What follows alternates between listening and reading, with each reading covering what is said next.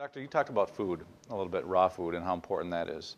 I'm not sure what the percentages are, but most people have microwave ovens in their house and cook a lot of food that way. Is that good? It's Dangerous? it's the best way to kill yourself really, really fast. You can even do a test. Microwave water, let it go cold so you don't think the heat did it.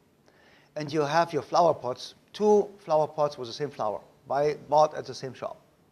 And one you water with regular water, and the other you water with microwave water. The one you water with microwave water is dead in 3 to 7 days. Dead. Not minusculely growing. No, it's done. Then the military started to, for reasons to get food faster warmed up for our military, they tried microwaved food. After 3 days, they had to stop because everybody was throwing up, dizzy, and nauseous. The microwave is basically destroying every food value that's in the food and turning it into a toxin. So everything out of the microwave is highly toxic. And the food value is completely zero. So it doesn't really matter if you have a bowl of vegetable soup that you warm up in the microwave oven, or if you eat cardboard. It makes no difference because the food value is not there anymore, and it also becomes toxic.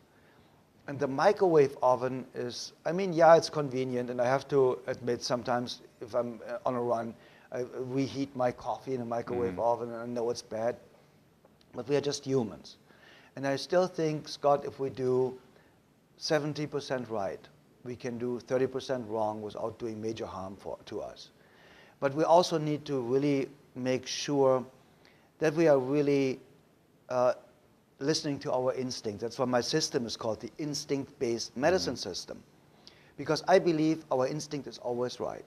I believe our instinct is God talking to us, or our soul, or the universe, or nature, however you want to call this energy, it does not really matter. And when we start listening to our instincts and we feel, I don't feel right, yeah, something is wrong. Just believe me. You have the feeling, I don't feel right, something is wrong.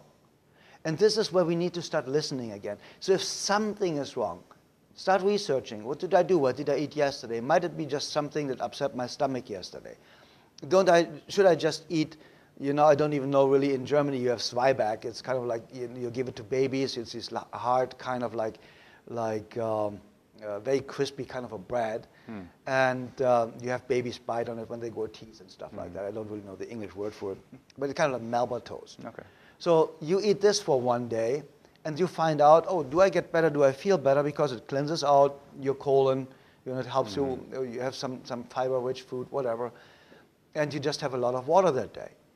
And in 90% of the cases, that cures the problem. But always grabbing a pill because something is wrong just covers the symptom, and you will never find out the root cause, because my instinct-based medicine system is only about the root cause. We do not treat disease. We do not treat illness. We do not treat the patient.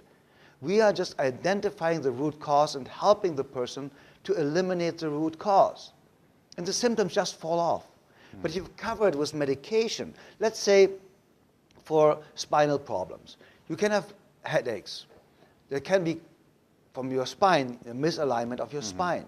You can have eaten something really bad yesterday, and the toxins that your colon is producing, or digestive tract, giving you the headache. You can have a lot of stress. You can get a headache from that. Your muscles might be tight, and there's no oxygen in your brain. So there are hundreds of possible reasons for you to have a headache. So if you just take a headache pill and the pain goes away, at least you believe it's gone away. It's not really gone away. You just believe it is. It just covers the information flow. It breaks the information flow from your nervous system to your brain, telling you there is pain. That's all it does. It doesn't get rid of the pain. But now you will never really research, where did it come from? What food shouldn't I eat? What food do I eat? Every single time I eat this, I get a stomach ache, or I get a headache, or I get dizzy. We never get there because the medication covers the symptoms. So we think we are cured. It's like people say cancer patients are in remission after treatment. No, they're not. they are dead to 90%, and no body function is there any longer. So the cancer doesn't grow at the moment, and the good stuff doesn't grow at the moment. So there's no healthy cell replacement, but there is, of course, no replacement of or growth of the cancer cells, because the treatment killed the entire body to a point where you barely survive. That's why it says on the chemotherapy side effects, death as a side effect. So many people die because they miss the spot where they kill the patient to a point where they're still staying alive. And the microwave oven actually is one of the tools making us feel full, making us feel we ate, but an hour later we are hungry again because we did not get nutrition. We stuffed our stomach. And now we are creating possibly diabetes, because our pancreas has to produce all these digestive enzymes now for us to be able to digest the dead food, because now there are no living enzymes in the food any longer. Even if you have the vegetable soup, you just put into the microwave oven. And that's one of the main reasons also for diabetes. So the microwave oven could be one of the main reasons for diabetes, because we cannot digest what we eat. And I mean, eventually the body gets rid of it, but it's a huge effort for the body to get rid of microwave food. So basically, Scott, the microwave oven is not something we should use.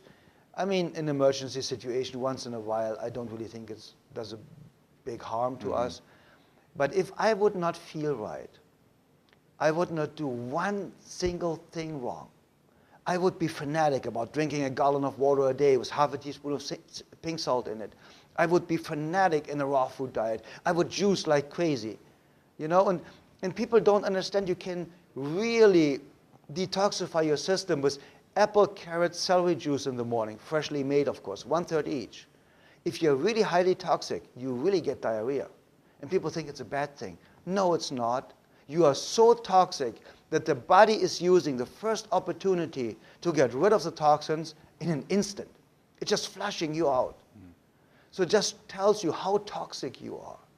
And that, Scott, is something that is really unbelievably phenomenal, that you can ruin your body for 30, 40 years. And you do for a couple of weeks the right thing, and we are healthy again. This is so phenomenal.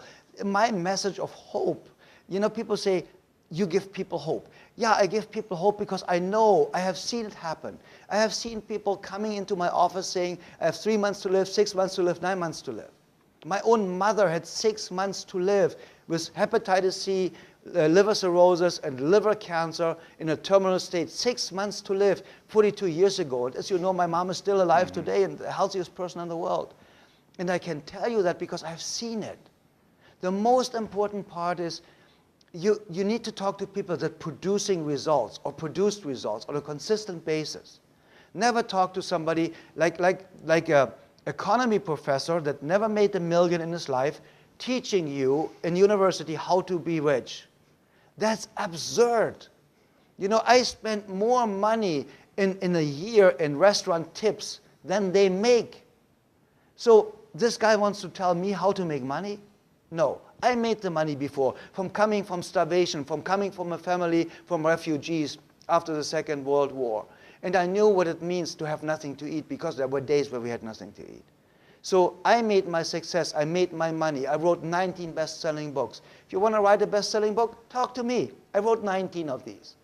I have worked with over 66,000 patients. If you want to know how to work with patients, ask me.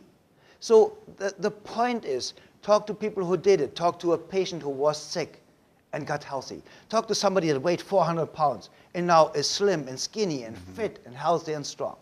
That's the person you talk to.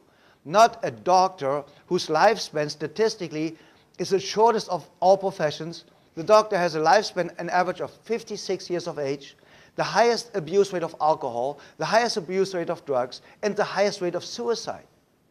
This is a person you want to ask how to be fit, healthy, and strong for the next 140 years? No. You ask somebody who is doing it. You go to somebody that's 100 years old and plays soccer with his great-great-grandchildren, and you say, how in the world did you do that? And that makes a difference. So we need to talk to people that have done it before and that are producing results.